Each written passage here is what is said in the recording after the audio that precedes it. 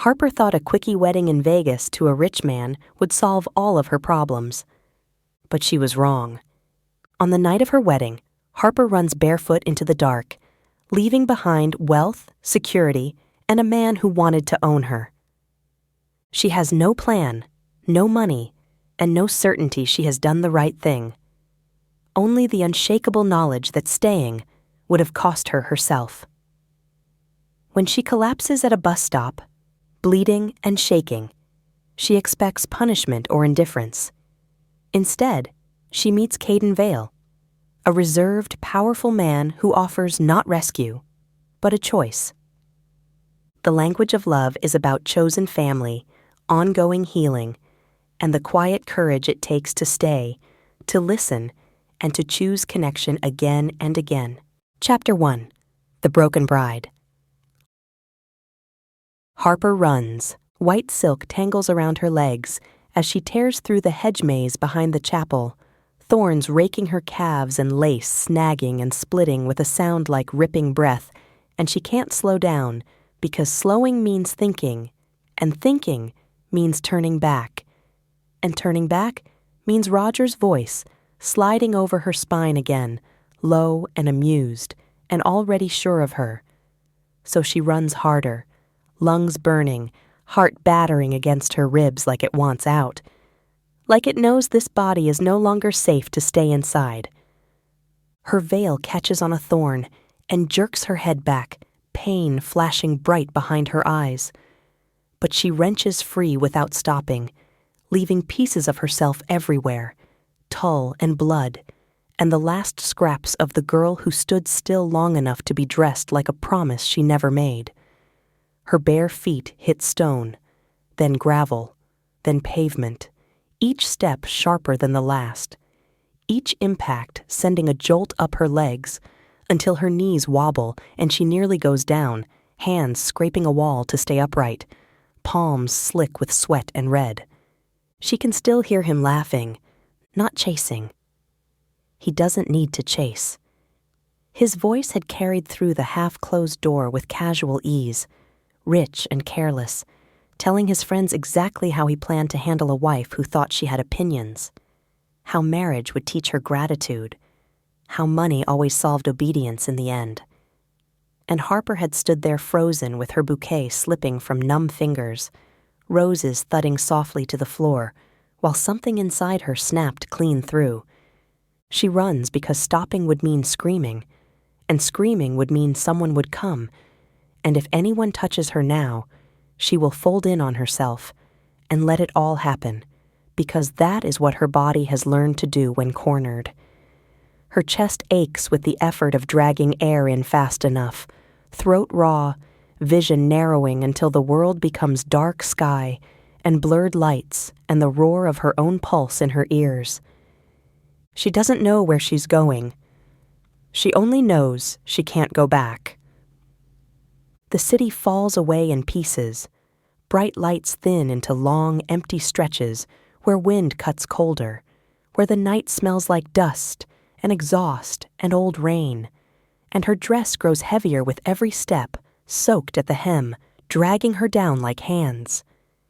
She trips at the edge of a curb she doesn't see and stumbles forward, and this time, there is nothing to catch her. She hits the ground hard. Pain blooms up her side and steals her breath completely, leaving her gasping, mouth opening and closing uselessly, while stars burst behind her eyes, and for a terrifying second, she thinks this is it, that she will lie here shaking in the dark until someone finds her and drags her back by the arm, apologies already forming out of habit. She presses her palms to the pavement, grit biting into skin, and forces herself upright anyway, because even if she can't run, she can refuse to stay down. No one comes. The silence presses in, thick and absolute, broken only by the distant hum of traffic and the rasp of her own breathing as it slowly returns. Harper curls inward instinctively, arms wrapping around her middle, the torn bodice of her dress gaping where cold air slides against her skin. A bus stop squats a few feet away, glass smeared with graffiti, the bench cracked and stained. A single streetlight flickers overhead, buzzing faintly, casting everything in a sickly yellow glow.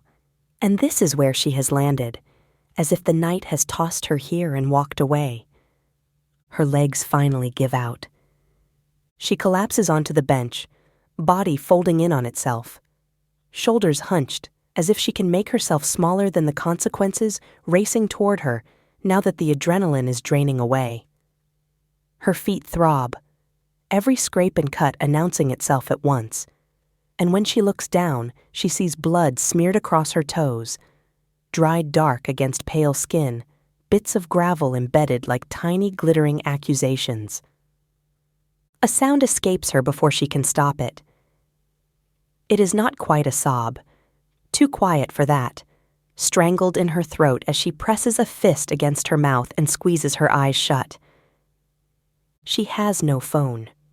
She remembers leaving it on the vanity, charging beside the pearl earrings she never put on because her hands started shaking too badly.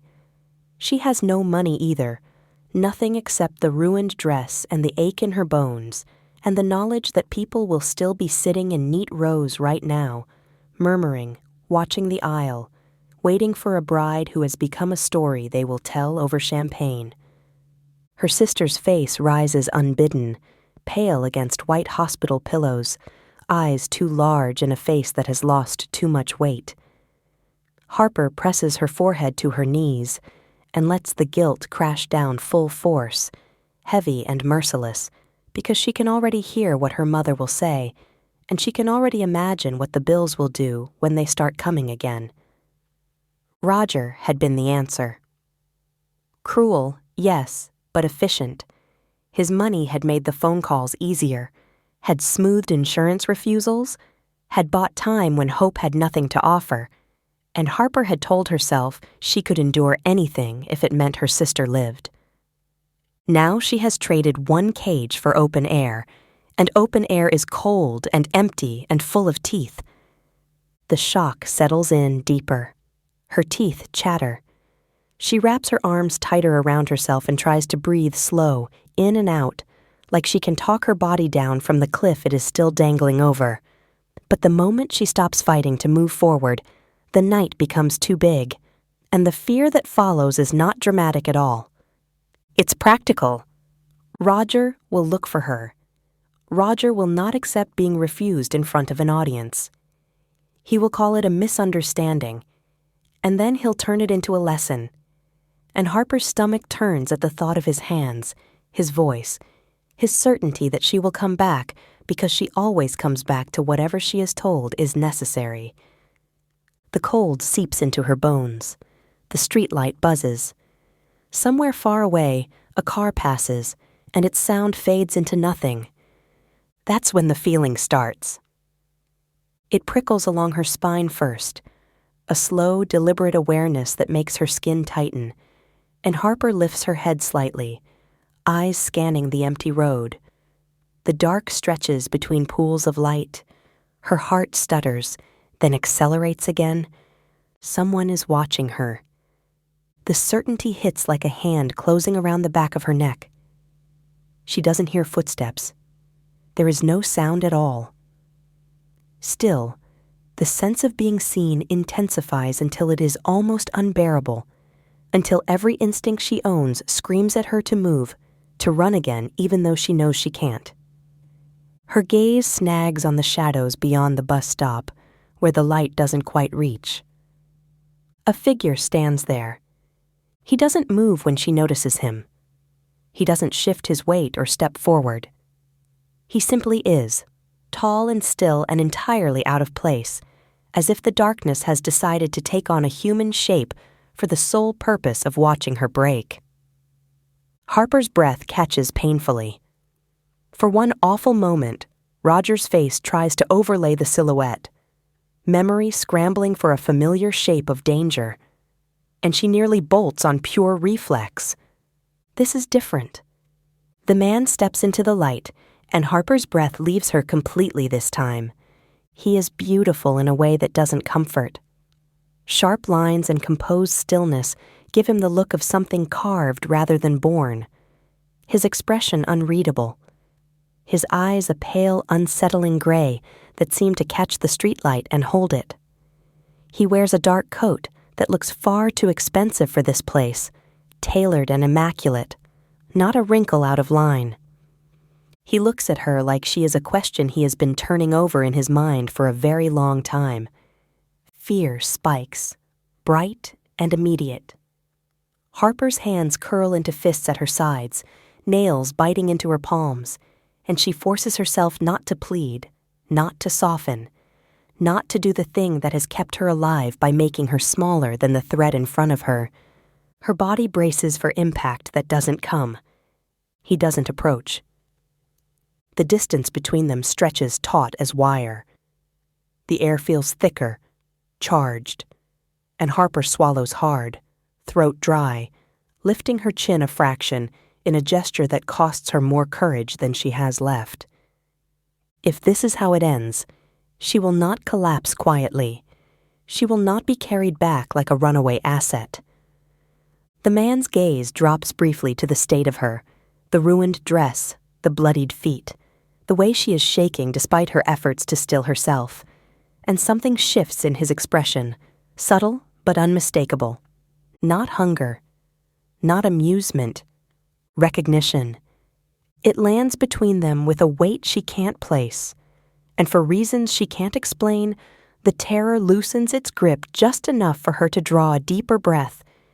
He takes a single step forward, slow and deliberate, giving her time to flinch, to object, to choose. Harper doesn't move. Her spine stays straight even as her muscles tremble. When he speaks, his voice is low and even, touched with an accent she can't place, each word careful as if chosen for its ability to wound or heal. Are you hurt? The simplicity nearly breaks her. Harper opens her mouth, and nothing comes out.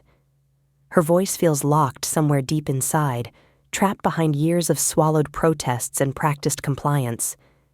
She shakes her head out of instinct, then realizes the lie and nods once, sharp and furious at herself for still trying to pretend she is fine.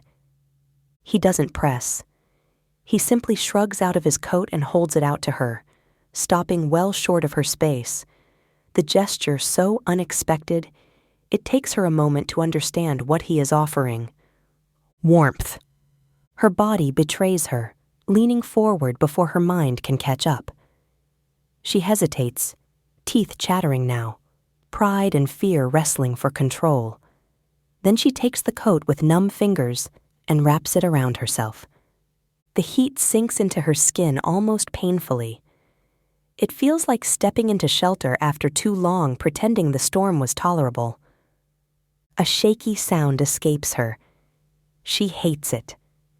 She can't stop it. The man watches her with the same intense stillness, hands empty at his sides now, as if he has deliberately disarmed himself. The night stretches on around them, quiet and vast, the moment balanced on a knife's edge. Harper doesn't know who he is. She doesn't know what he wants.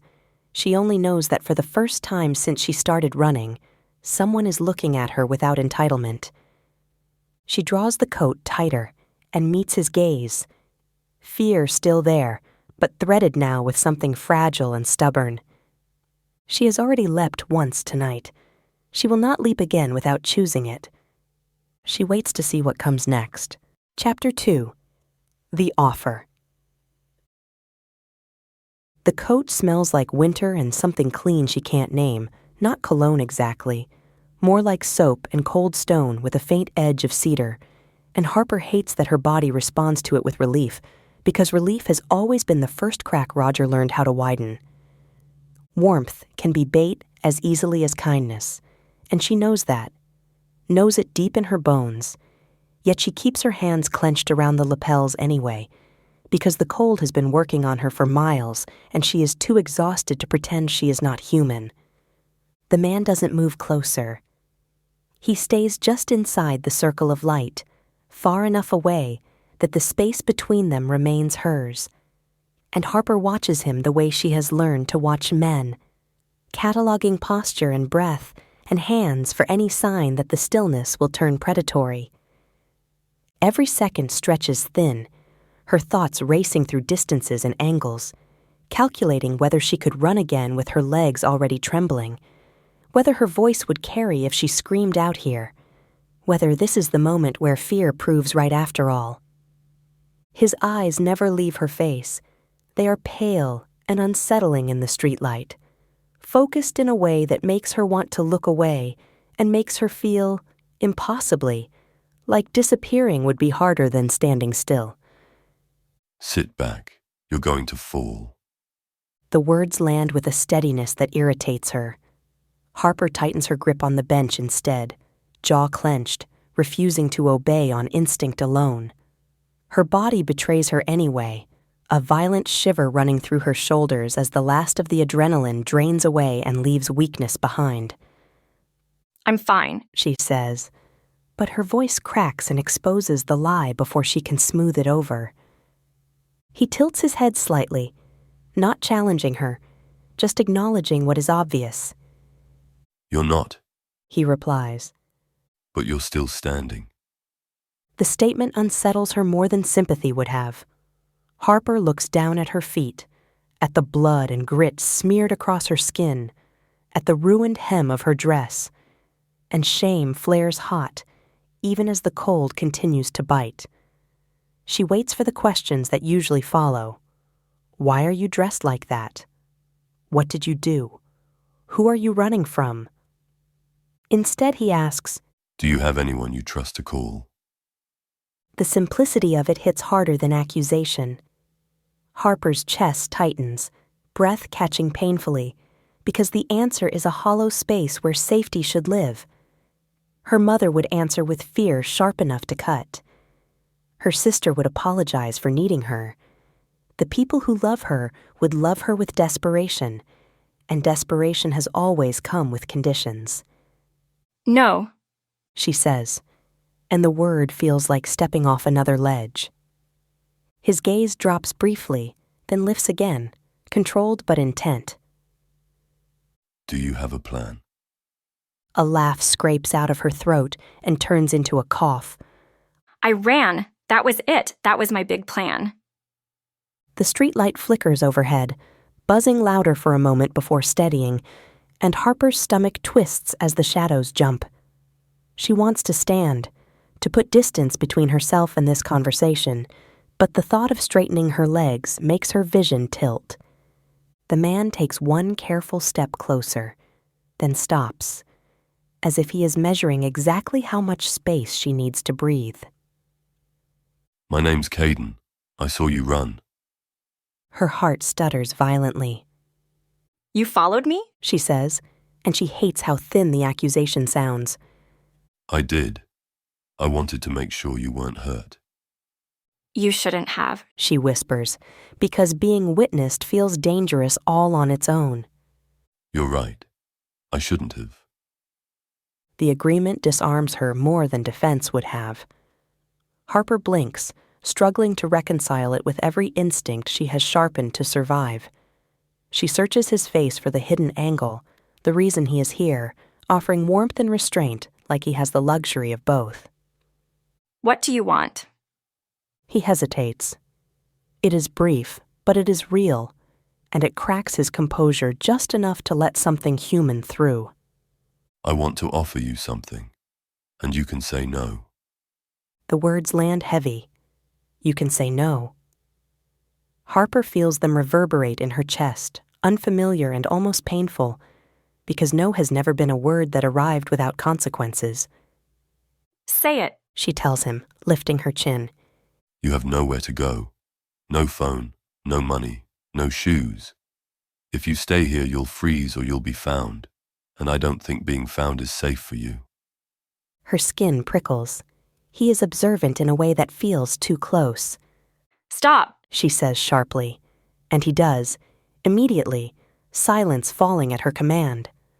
The pause feels deliberate, chosen, and that difference steadies her more than anything else has. How do you know that? Because you ran like someone who's been cornered before. And because you're holding that coat like it's the first thing tonight that was yours to choose. Heat floods her face. She looks away, jaw clenched, furious at herself for the truth of it. Her fingers are still twisted in the fabric because she wanted warmth, because she wanted to live. What are you offering? A job, a place to sleep, food, safety. Her pulse pounds, hope and suspicion tangling painfully. Why? People don't do that. I'm not doing it because I'm kind. He replies, and the honesty in it chills her more than a lie would have. I'm doing it because I need help, and because I've learned money fixes many things and still leaves the worst wounds untouched. I don't know you. No, you don't. She swallows, forcing herself to stay present instead of spiraling. Tell me what you want in return. Caden's gaze holds hers without flinching. Not your body, not your obedience. I need someone who understands what it means to be trapped and still choose to stand. Her chest tightens, anger and fear flaring together. That sounds like a story people tell before they take something anyway. It could be, which is why this would be an agreement. You would have your own room, locks, pay, the ability to leave. And my family? The man I ran from? Caden's expression hardens just enough to be frightening. I will protect them from your ex. I have enough lawyers and influence that he won't be able to get to you or your family. The word influence makes her stomach twist, but the image of Roger meeting something stronger than his certainty sends a guilty surge of relief through her. Harper presses her nails into her palm, anchoring herself in the pain. What kind of work? Not fixing anyone. Not forcing anything. I have a daughter who has been silent for a long time. Everyone keeps trying to make her speak. I need someone who will listen instead. A child. The knowledge lands heavy and sharp. Harper thinks of silence used as armor, of how often she survived by not giving anyone more of herself than necessary. If I come with you and I decide it's wrong, you let me leave? Yes. And you won't tell him where I am? No. And you won't touch me? I won't touch you without consent. If you want distance, you'll have it. Her eyes burn. She blinks hard, refusing to let tears become currency. The cold is winning now, seeping deep, making the world narrow to immediate needs. Why me? Caden studies her for a long moment. Because you stopped accepting a life someone else decided for you. And because I know what it looks like to stand in the wreckage after that choice. The night hums around them, quiet and vast. Harper looks down the empty road and imagines police lights, Roger's smile, her mother's pleading voice asking her to be reasonable. She imagines the bus stop swallowing her whole if she stays. She hates that survival keeps coming with contracts. She hates that safety is never free. Still, she can choose the terms. If I do this, it's work, not charity. Agreed. She exhales, a long, shaking breath. Where's your car? He gestures down the road. A sleek, black shape waits beneath another streetlight, unobtrusive and patient. Harper stares at it, then back at him, fear and need twisting together until she can no longer tell them apart. She stands slowly. Pain flares white-hot through her feet, and she nearly collapses. But Caden steps forward just enough to offer his arm without touching her unless she chooses it. She grips it briefly, using him like a railing, then lets go. At the car, he opens the passenger door and steps back, leaving the space open. Harper hesitates, heart pounding, the memory of closed doors and locked rooms screaming in her head. This isn't rescue. This isn't fate. This is a door she is allowed to walk through. Harper gets in. The warmth hits her all at once, and she closes her eyes for a single second before forcing them open again. Caden is still outside, watching her as if waiting for her to change her mind. Go, She says, and the word feels like cutting a cord. He closes the door gently and walks around to the driver's side. As the engine starts and the bus stop slides away into darkness, Harper keeps her gaze forward, hands shaking in her lap beneath borrowed warmth. Fear is still there, but underneath it, steady and undeniable, is choice. Chapter 3. The Silent House. The heater roars louder than it needs to, blasting warm air at Harper's face until her skin prickles and aches, and the sensation almost makes her angry because comfort feels like a trick when she has spent years learning that warmth is never offered without a hand closing around it afterward. She keeps both hands folded tight in her lap anyway, fingers curled into herself, because she doesn't know what to do with them when they aren't earning something, when they aren't bracing for impact or smoothing someone else's mood. Caden drives without music. The silence inside the car is so complete, she can hear the soft click of the turn signal, the whisper of tires over asphalt, the faint creak of leather when she shifts, and it makes her too aware of herself in this torn dress and borrowed coat and bare, bandaged feet. She watches his hands on the wheel, elegant and steady, and her mind keeps waiting for the steadiness to become control, because Roger had steady hands too, right up until they tightened. The strip falls behind them in smeared neon and then disappears, and the road turns darker, climbing into stretches where the air looks colder, even through the glass.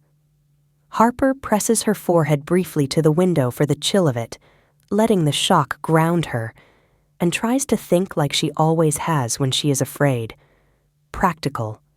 Inventory. Options. If this is wrong, where is the exit? where are we going? Caden's eyes flick to her for a fraction of a second, then back to the road. Mount Charleston. My home is there. Home. The word lands strangely, sharp and unfamiliar. Harper has a home on paper, an address that contains her mother's worry and her sister's pain and the endless pressure to be useful. But it has never been a place her nervous system recognized as rest. She glances down at her feet. The pain is starting to deepen, shifting from sharp to throbbing. Her body is catching up to what she did. Caden speaks again without looking at her. There are blankets in the back. I'm fine. Harper says automatically. Silence. Then quiet and even. That wasn't an instruction. The words stop her. Harper turns her head slightly, studying him, and sees that his jaw is tight, not in anger, but in restraint, as if he is making an effort to say things correctly, to not trip over the edges of her fear. The realization unsettles her. It is easier to resist someone openly cruel than someone who is trying.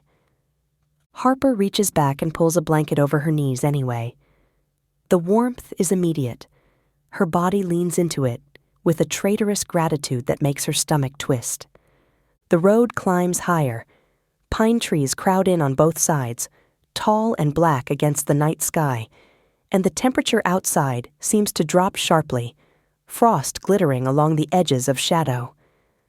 Harper's breath fogs the window faintly despite the heater, and she feels the faint pressure in her ears as altitude changes. So, your daughter, how old is she? Caden's hands tighten on the wheel. 7. She'll be 8 in March. Harper notices the extra detail. She notices the way it slips out like something he repeats to himself so he does not lose track of time. Her chest aches unexpectedly. And she hasn't spoken since the incident? A pause, the kind of pause where grief chooses whether to show its face. No, not a single word. Harper swallows. What does she do instead? Caden's shoulders lift and fall in a controlled breath. She watches. She refuses food if someone pushes. She refuses eye contact when she wants to punish you. She sleeps at odd hours. She rarely leaves her room. Harper hears the helplessness under the facts, the way he is describing a storm he can't stop. And the doctors, what do they say? They say she's traumatized. As if that's a discovery. Harper huffs a short, humorless breath. It's not laughter. It is recognition.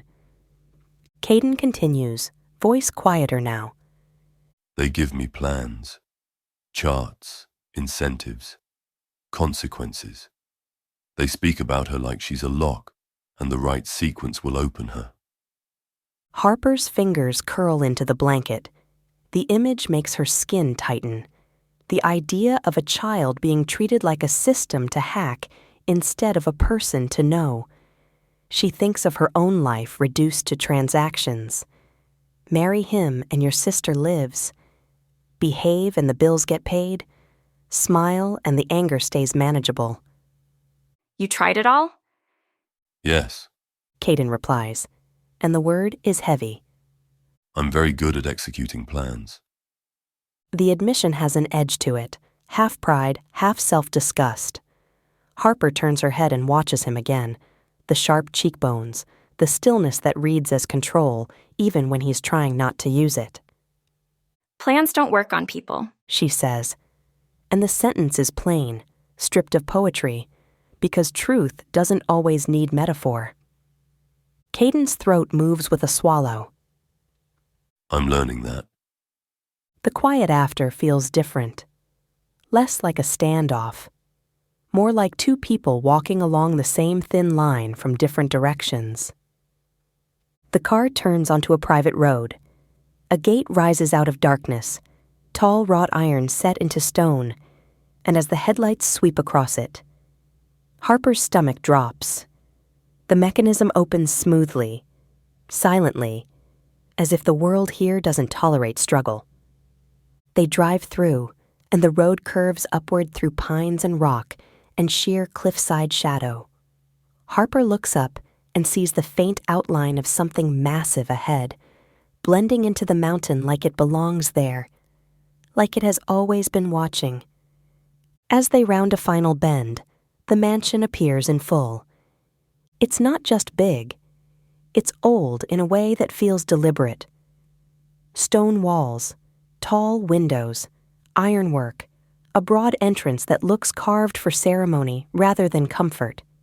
In the headlight beams, the structure seems to hold itself stiffly, like a body bracing against an impact that already happened. Her mouth goes dry. That's... She starts. Too much. Caden finishes, and there is a faint, bitter humor in it. Yes. Harper's fingers tighten around the blanket. Wealth has never looked like safety to her. It has always looked like power that can afford to be gentle until it decides not to be. The car glides to a stop at the front entrance. The moment the engine clicks off, the quiet rushes in. Harper's heartbeat seems loud enough to fill the space. She looks at Caden, waiting for him to tell her what to do next. He does not. He gets out, walks around the car, and opens her door, then steps back.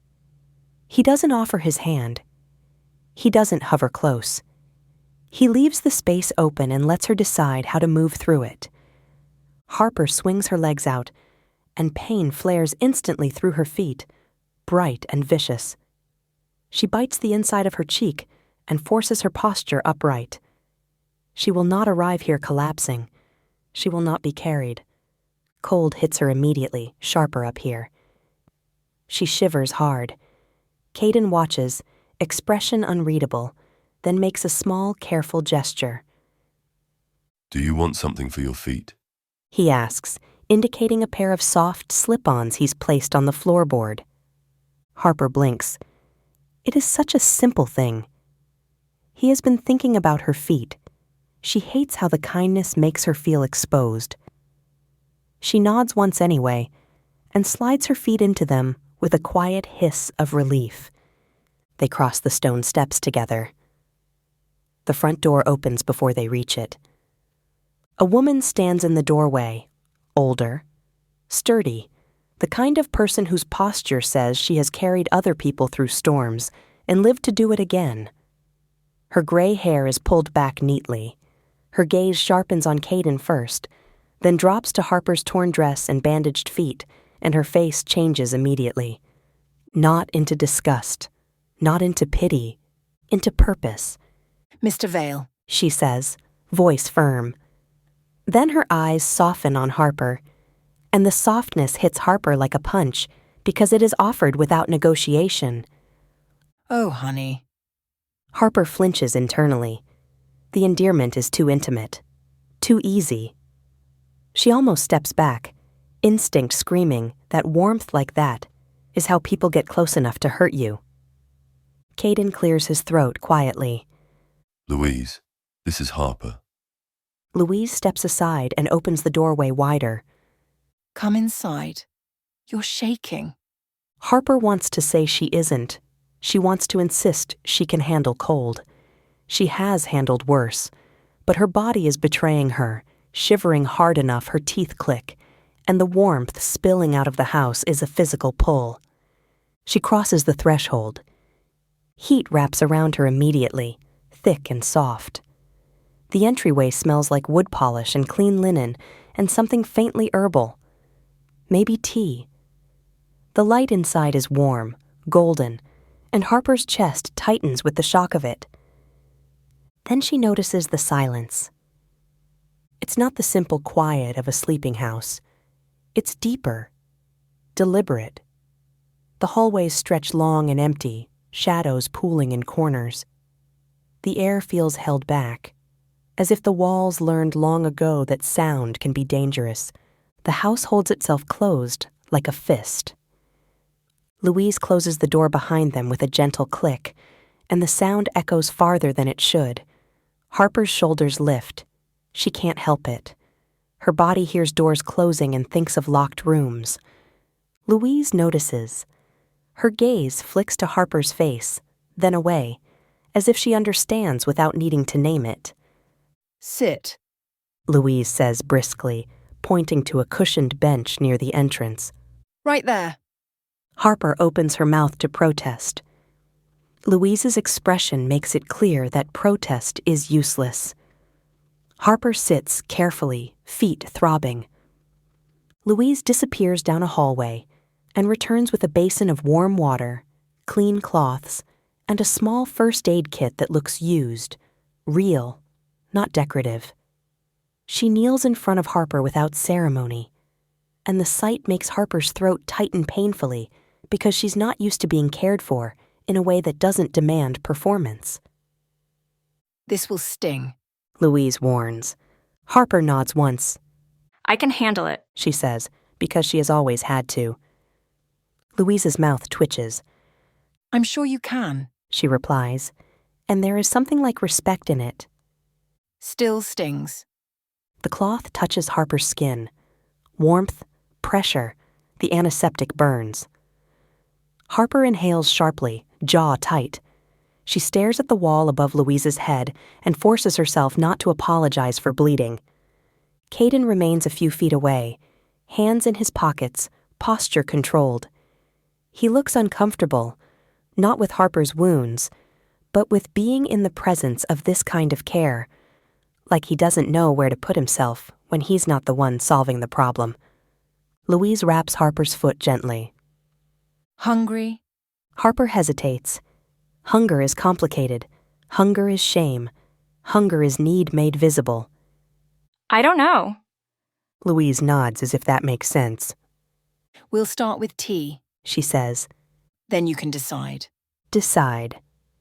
Another word that lands like something sacred. Louise stands and looks up at Caden. Don't just stand there like a statue. Go get her a blanket. Caden's eyes flicker. For a moment, Harper expects him to bristle. Men like Roger would have bristled.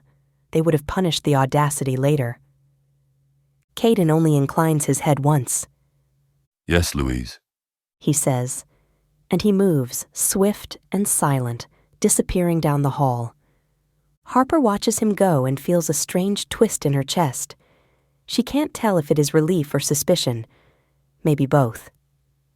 Louise gathers the basin and cloths. You're staying in the west guest room, She says. It's warm. It locks. There's a bath.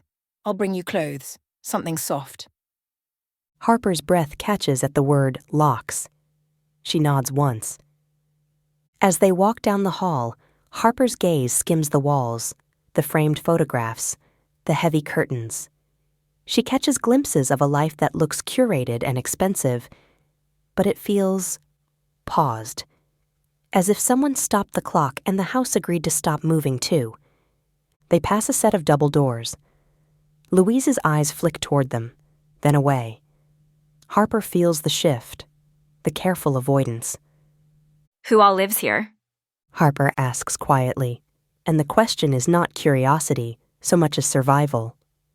Louise's steps slow. Not many, She says after a beat. Just me, some staff, and Mr. Vale. And Taryn. Harper adds. Louise nods. Her expression tightens. Yes, and the quiet. The guest room is exactly what Louise promised. Warm, clean. The bed is made with thick blankets. A fire crackles in the hearth. The sound small but steady. The room smells like lavender and old wood. Harper's shoulders loosen by a fraction. Louise sets a stack of clothes on the bed. Sweatpants, a soft long-sleeved shirt, thick socks. Nothing that looks like a costume. Harper swallows hard. Her body wants to collapse into them. I'll bring tea, Louisa says. She pauses at the door and looks at Harper directly. You don't owe anyone gratitude for being allowed to exist here. She says, voice blunt and kind at once. You hear me? Harper's throat tightens. She forces herself to nod. Louise leaves. Harper locks the door immediately. The click is small, solid.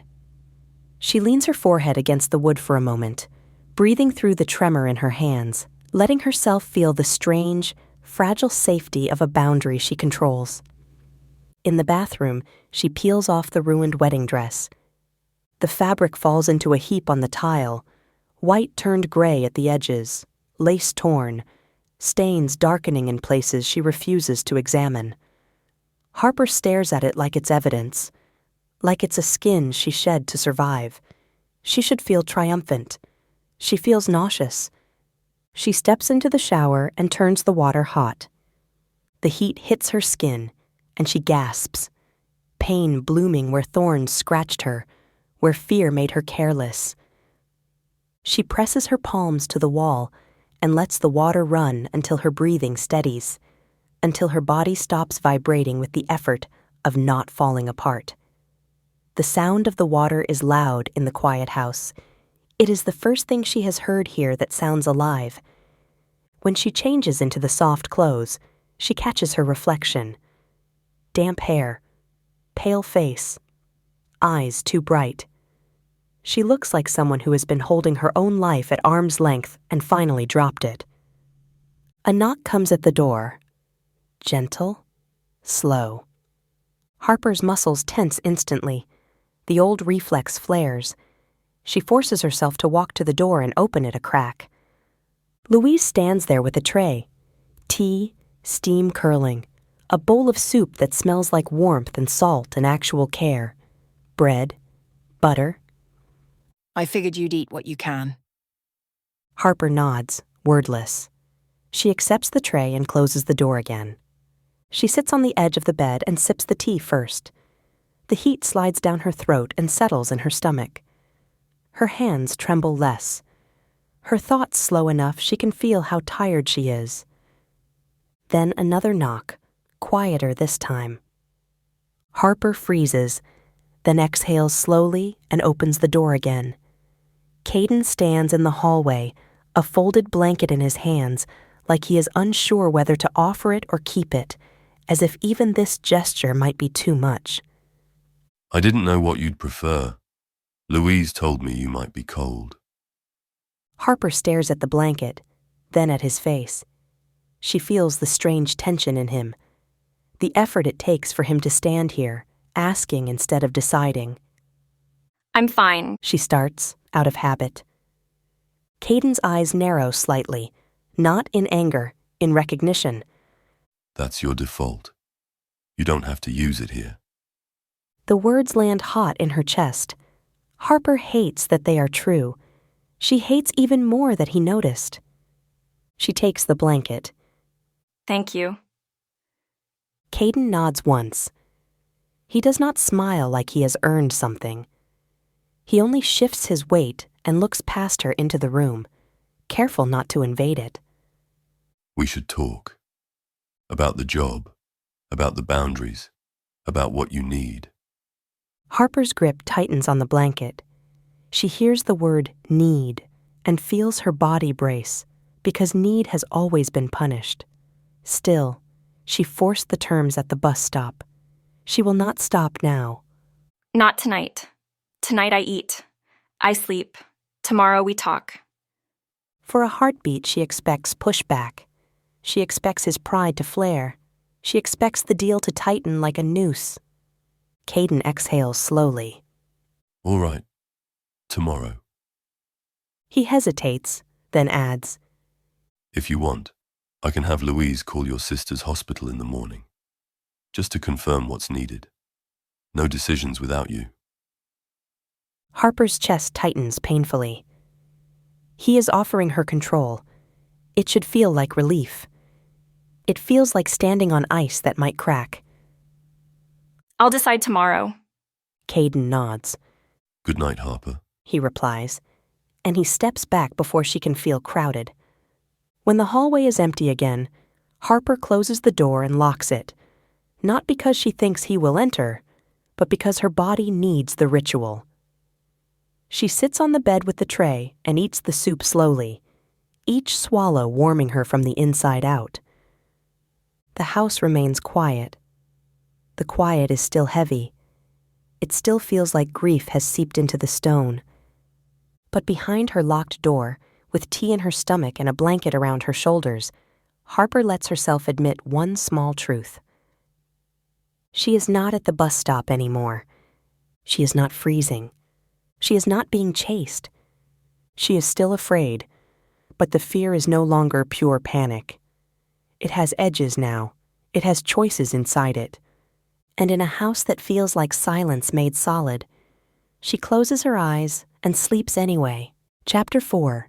Small Victories. Harper wakes like she is being hunted. Her lungs drag in air too fast, heart racing ahead of her body, and for a disorienting moment she expects white lace in her hands and thorns at her ankles, and her voice already shaping the apology she will have to give Roger. The room resolves slowly instead. Heavy curtains, pale morning light leaking around their edges. A fire burned down to glowing embers that tick softly as the last heat fades. She lies still, muscles tight, listening. The house doesn't move. No footsteps rush toward her door. No voice calls her name. The quiet is so complete it makes her ears ring, but it doesn't feel like a trap so much as a held breath. Harper sits up carefully. Pain pulses through her feet, deep and insistent, and she winces despite herself. The bandages Louise wrapped last night are still clean, still intact, and the sight steadies her more than it should. Someone took care and didn't demand anything in return. Her body doesn't trust that yet, but it notices. She swings her legs over the side of the bed and pauses, grounding herself in the feel of the rug under her socks, the solid weight of the blanket around her shoulders. The coat is folded neatly over the chair. That detail tightens something in her chest. It looks handled with respect, not claimed. A soft knock comes at the door. Harper's shoulders tense automatically. She exhales through it, slow and deliberate, and forces herself to answer. Yes. Louise's voice carries through the wood. Morning, sweetheart. I've got breakfast if you're awake, and Mr. Vale asked me to tell you he'll be in his study whenever you're ready. Ready? Harper almost laughs at that. She has learned that readiness is usually a lie people tell when they want compliance, but she hears no pressure in Louise's tone, only information. Thank you. Louise leaves a tray on the small table inside the door and goes without lingering. Harper notices that too. The way kindness is offered and then withdrawn, cleanly, without hovering. She eats slowly. The food tastes like normalcy, and that unsettles her more than hunger ever did. Each bite loosens something inside her, not relief exactly, but the ability to think without spiraling. By the time she finishes the tea, her hands are steady enough to trust. She dresses in the soft clothes Louise left, ties her hair back with practiced efficiency, and opens her door. The hallway is brighter in daylight.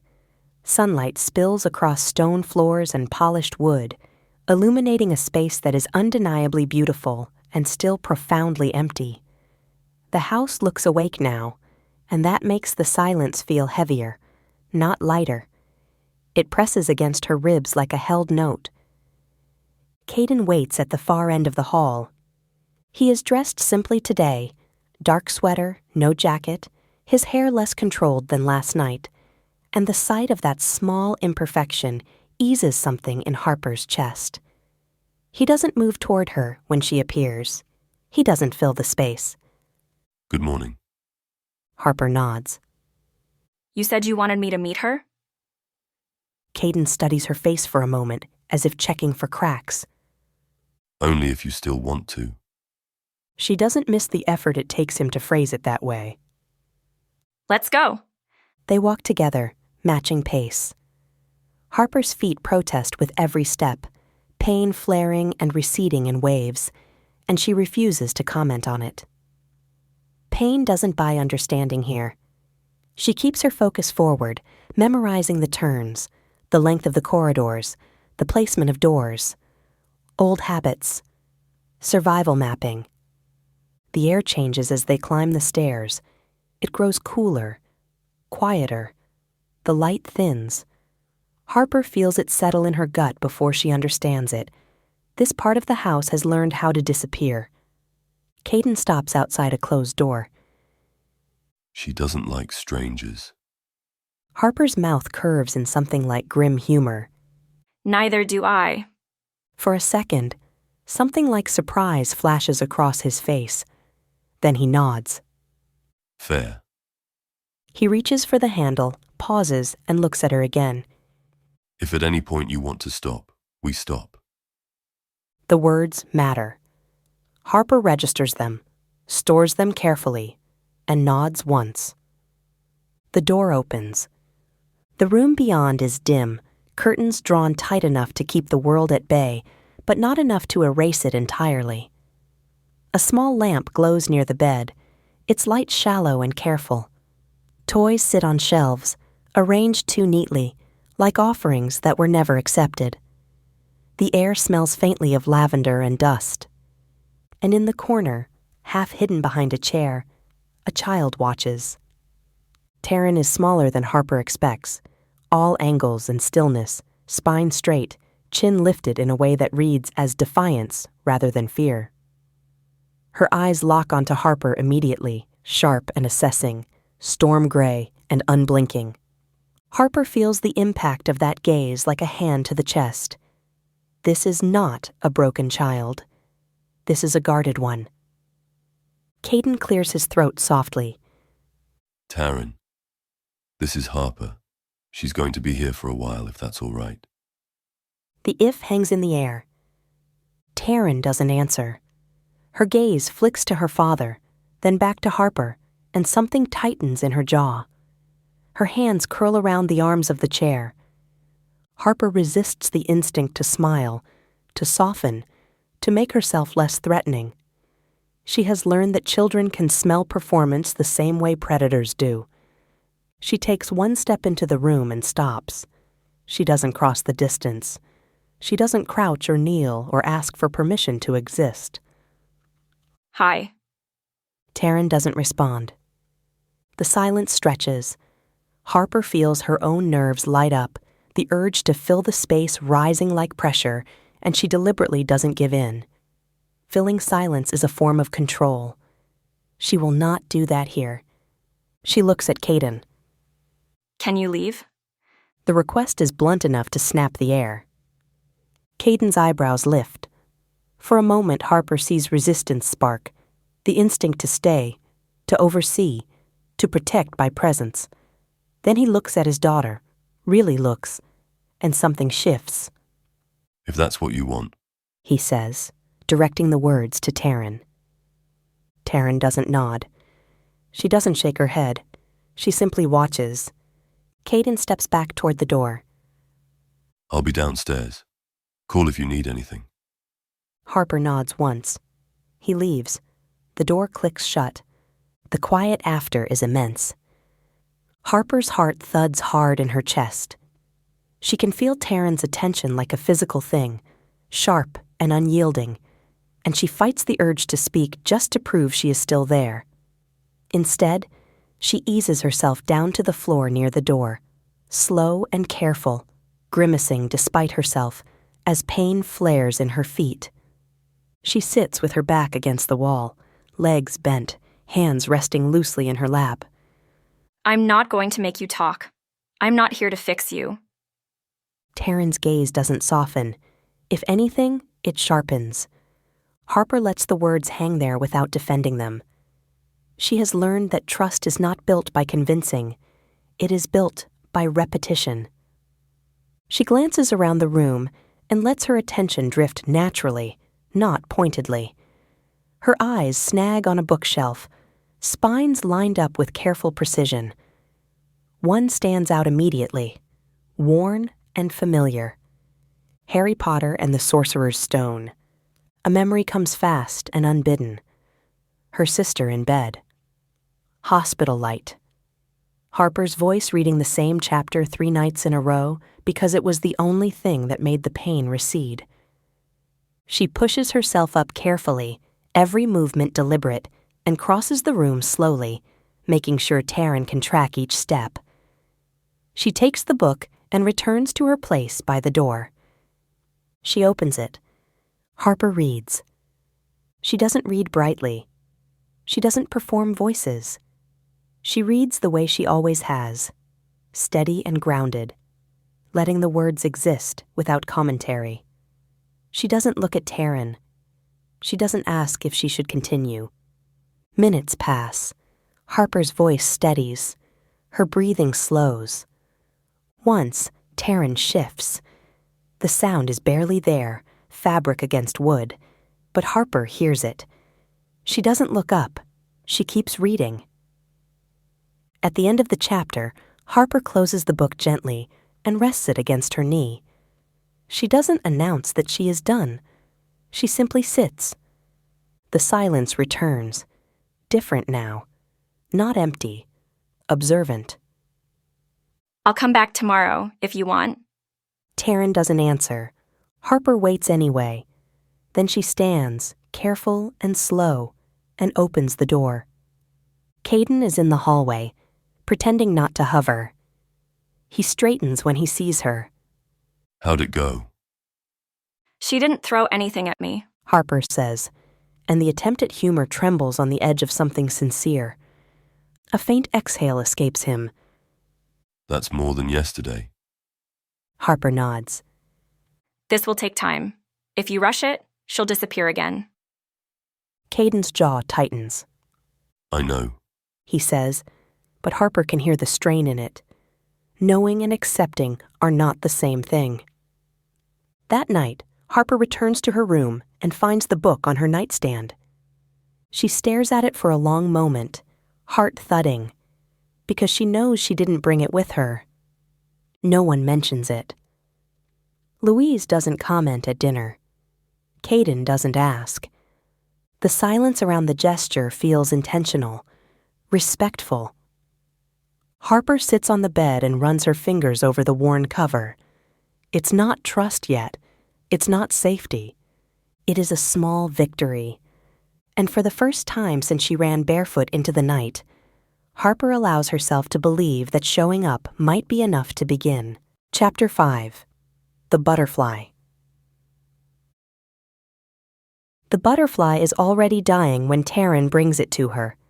Harper is kneeling in the garden with dirt under her fingernails, cold stone pressing into her knees through borrowed jeans. A book open in her lap that she's not really reading, because Taryn has learned the shape of shared space now, and that feels more important than words on a page. The mansion looms behind them, gray and watchful, but the garden is stubbornly alive. Winter roses clinging to color, ivy creeping where it was never invited. A shadow falls across the page. Harper looks up. Taryn stands there, hands cupped carefully around something small and fragile, her face tight with an emotion that cuts straight through the practiced stillness she usually wears. Her eyes are wide and glossy, fixed on her palms, and Harper's breath catches before she even sees what is inside. The butterfly's wing is torn, folded at an angle that shouldn't exist. The delicate veins show through where color should be, and its body trembles faintly, each movement smaller than the last, like it is already slipping away. Harper feels a sharp ache bloom behind her ribs, immediate and uninvited, because she knows this moment, knows the panic of holding something that can't be saved, no matter how gently you try. Oh, Harper whispers, and she doesn't reach for it. She doesn't take it away. She doesn't tell Taryn it is just a bug, or that this is how nature works. She has learned better than that. She knows how much cruelty can hide inside practicality.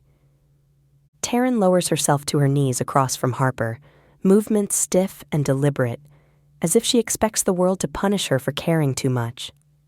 She opens her hands slightly, just enough to reveal the damage, her breath shallow, eyes flicking between the butterfly and Harper's face, searching for a rule she doesn't know yet. it's hurt. That's really hard. Taryn's jaw tightens. Her fingers curl protectively, then loosen again, trapped between wanting to shield and knowing it will not help. A small, broken sound escapes her throat. Not a word, not even a cry, just the shape of one. Harper feels it land in her chest like a stone. We can sit with it. We don't have to rush. Taryn hesitates, then nods once, sharp and decisive. They sit there together, knees nearly touching, the space between them charged with shared attention. Harper watches the butterfly carefully, the way its movements slow, the way its legs curl inward. She thinks of hospital rooms and machines that beep softer and softer, of the way adults always say you should prepare yourself as if love can be rationed ahead of time. When my sister was sick, people kept telling me not to get attached to outcomes. Like loving her less would hurt less if she died. Taryn's eyes lift, sharp and intent. That never worked. It just made the waiting lonelier. The butterfly shudders once more and then stills. The stillness is unmistakable. Taryn freezes. Her breath stops entirely, eyes locked on the unmoving wings, and for a long second she doesn't react at all, as if she is waiting for the world to correct itself. Then her face crumples with devastating speed, grief breaking through discipline in a raw, unguarded wave. She makes no sound. Her shoulders hunch, her hands tremble. Tears spill silently down her cheeks as she presses her lips together, trying to hold the moment inside her body where no one can reach it. Harper doesn't reach out. She waits. She knows this kind of grief, the way it demands space before it can accept comfort. She knows how easily touch can feel like theft when pain is this fresh. It mattered. Even though it was small. Even though it didn't last long. Taryn looks at her then, eyes bright with accusation and longing tangled together, as if asking why things that matter are allowed to end at all. Harper nods because she doesn't have an answer that will not lie. We can say goodbye. We can make it gentle. Taryn stares at the butterfly, then at the earth beneath them. Slowly, deliberately, she nods. Harper rises carefully, and scans the garden. She finds a fallen rose petal and a small smooth stone, both cool to the touch. She kneels again and uses her fingers to scoop a shallow hollow in the soil, the earth damp and dark beneath the surface. She doesn't rush. She doesn't explain. She gestures, asking permission. Taryn places the butterfly into the hollow herself. They cover it together, gently. Harper presses the soil down lightly and places the stone on top, anchoring it, marking it as something remembered rather than discarded.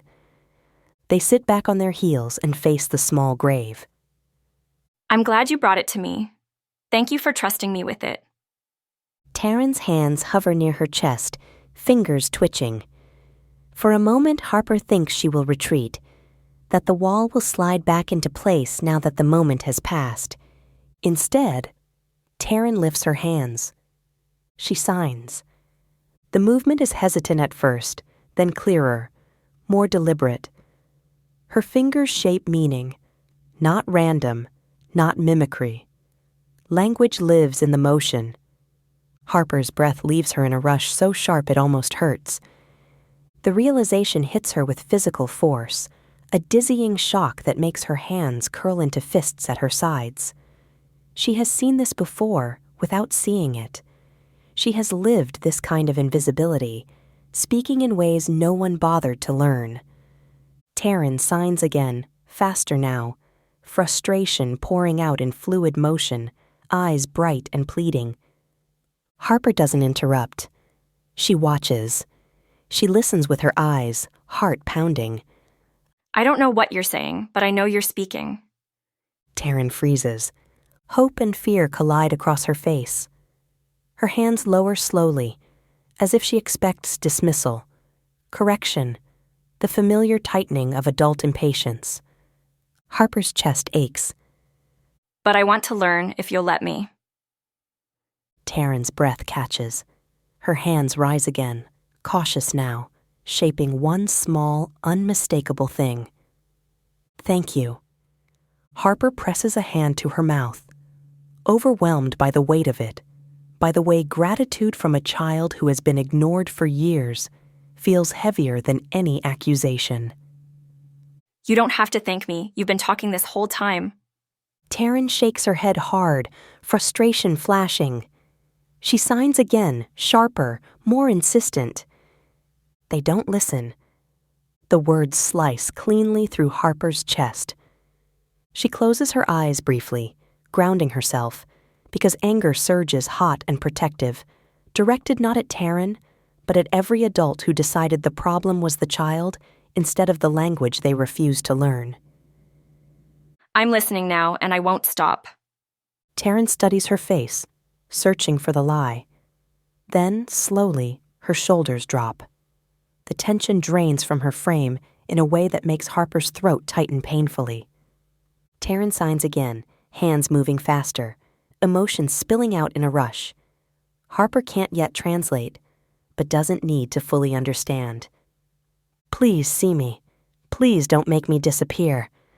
I see you. They sit there until the cold creeps into Harper's bones, until the sun shifts and shadows lengthen, until the garden feels like it is holding them both in quiet witness. When Harper finally stands, she does so carefully, offering her hand not to pull Taryn up, but to be there if she wants it. Taryn hesitates, then she takes it. The contact is brief, electric, real. That night, Harper lies awake staring at the ceiling, hands moving slowly in the dark as she practices the shapes Taryn made, committing them to muscle memory. The house is silent around her, but the silence has changed. It is no longer empty. It is full of language waiting to be learned. Chapter 6. A Father's Humility. Harper doesn't plan the confrontation. It rises in her like a fever and carries her down the hallway before she can talk herself out of it, heart pounding hard enough to blur the edges of her vision, hands shaking not with fear, but with something sharper, cleaner, the kind of anger that arrives when harm has been done quietly and for a very long time. Caden's study door is half open. She does not knock. She pushes it wider and steps inside. He looks up from his desk, surprise flashing across his face before he smooths it away, and for a split second, Harper sees the man who is used to command, to meetings and leverage and people waiting for his decision. The sight only fuels her. You were wrong. All of you were wrong. Caden stands slowly. Harper. He begins, cautious, and the care in his tone scrapes against her nerves. She's not silent. She's been speaking the entire time, right in front of you, and no one bothered to notice because you were all so busy staring at her mouth instead of her hands. His brow furrows. Confusion flashes, then disbelief. What are you talking about? Sign language. She uses it, fluently. She has language and feelings and opinions and grief, and she's been expressing all of it while every adult in her life waited for sound like that was the only proof she existed. That's not possible. Caden says reflexively. The therapist would have seen it. The specialist would have said something. They didn't, Harper snaps. because they were too focused on fixing her instead of listening to her. She paces once. A tight, restless movement. Then stops because movement feels like permission, and she is done asking for that. She thanked me Harper says, and her voice cracks just slightly there. for listening. Do you understand what that means? For a child to realize she's been screaming in a room full of adults for years and no one ever learned the language she was using. Caden sinks back into his chair, as if something has been knocked out of him. He drags a hand down his face, fingers pressing hard into his eyes. When he looks up again, the control he wears so carefully is gone. She signs. He says, more to himself than to her. All this time. Yes, Harper replies, quieter now, but no less fierce. and she chose not to speak with her voice because it was the only thing she could still control. Every time someone tried to force it, she pulled back harder. Caden shakes his head slowly. I did everything they told me to do. He says. I followed every plan, every recommendation. I know, Harper says. and that's the problem. His jaw tightens. I was trying to help her. I believe that, Harper replies, and the truth of it hurts. but trying doesn't erase impact. Silence stretches between them, thick and brittle. Caden's gaze drops to the desk, to the neat stacks of paper, the ordered world he understands. His hands curl into fists and then loosen again. I failed her. He says quietly. I was right here and I still missed it. The words are not dramatic. They are stripped bare.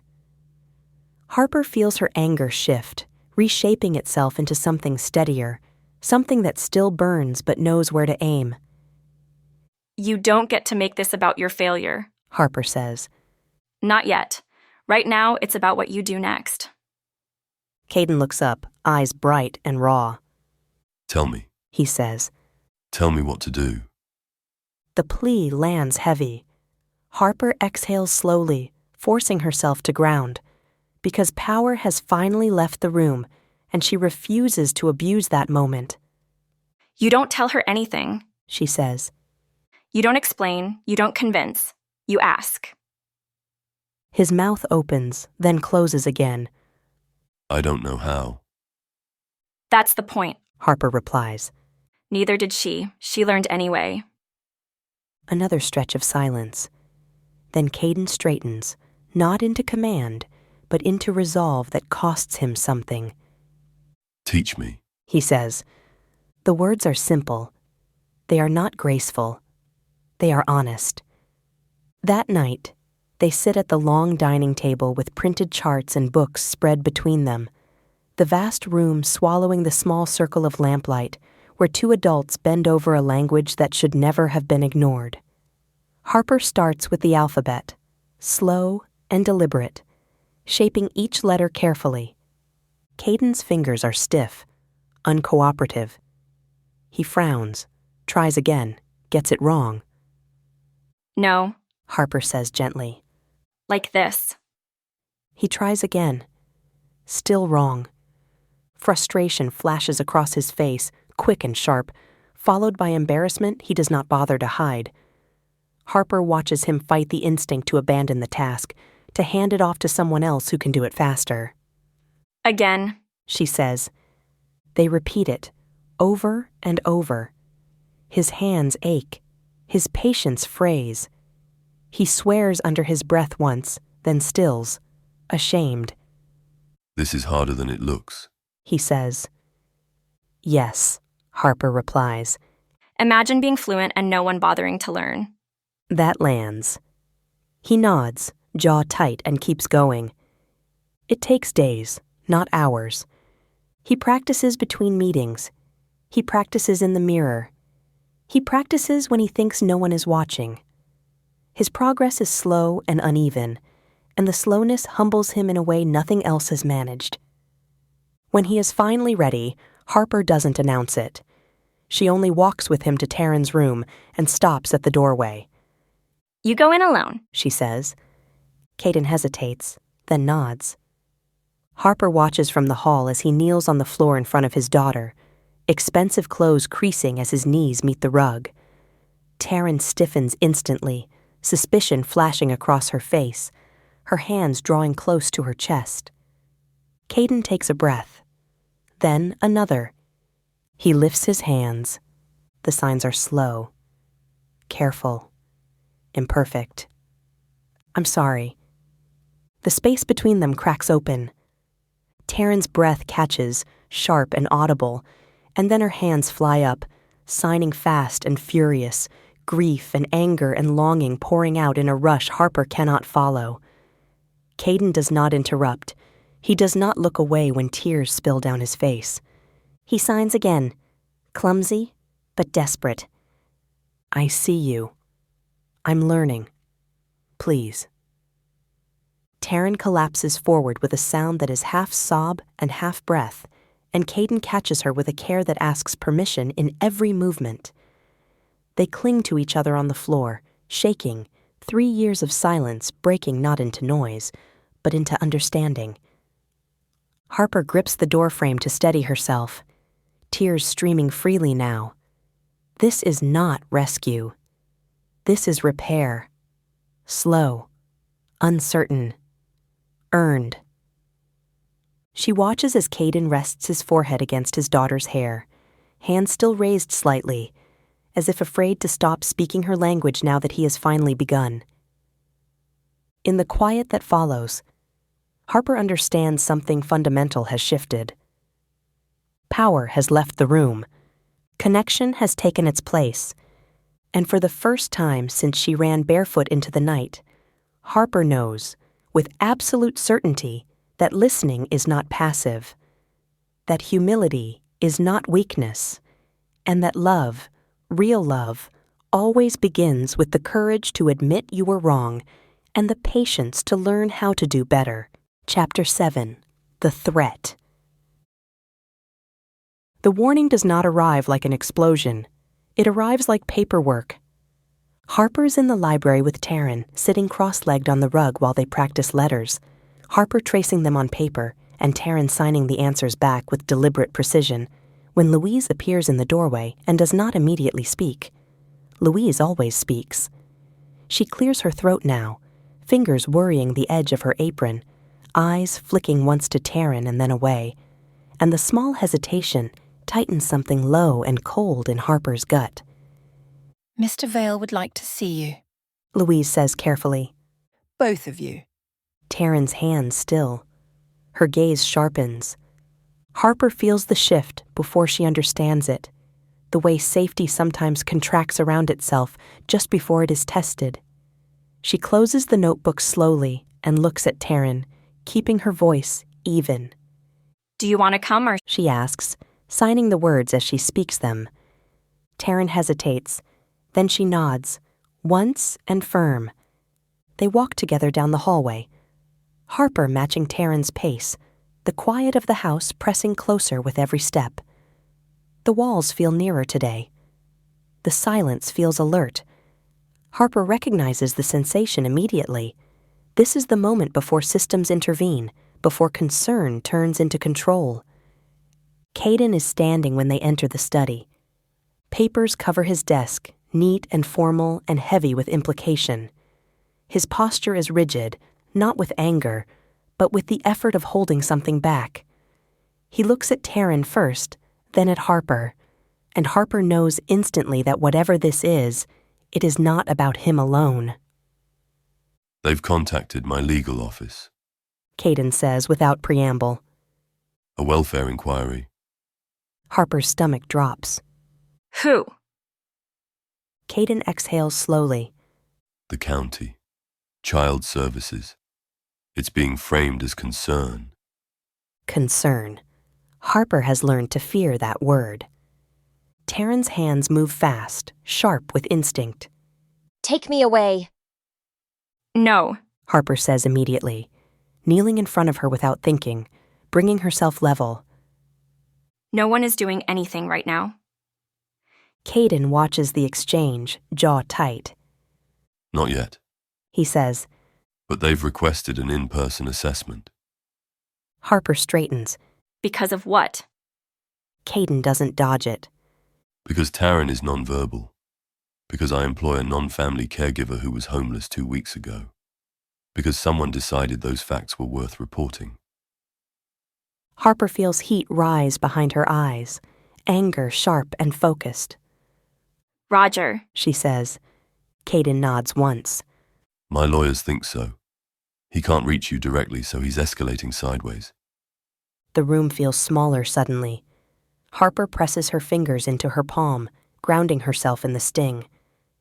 When? She asks. 3 days. Caden replies. They'll tour the house. Interview me.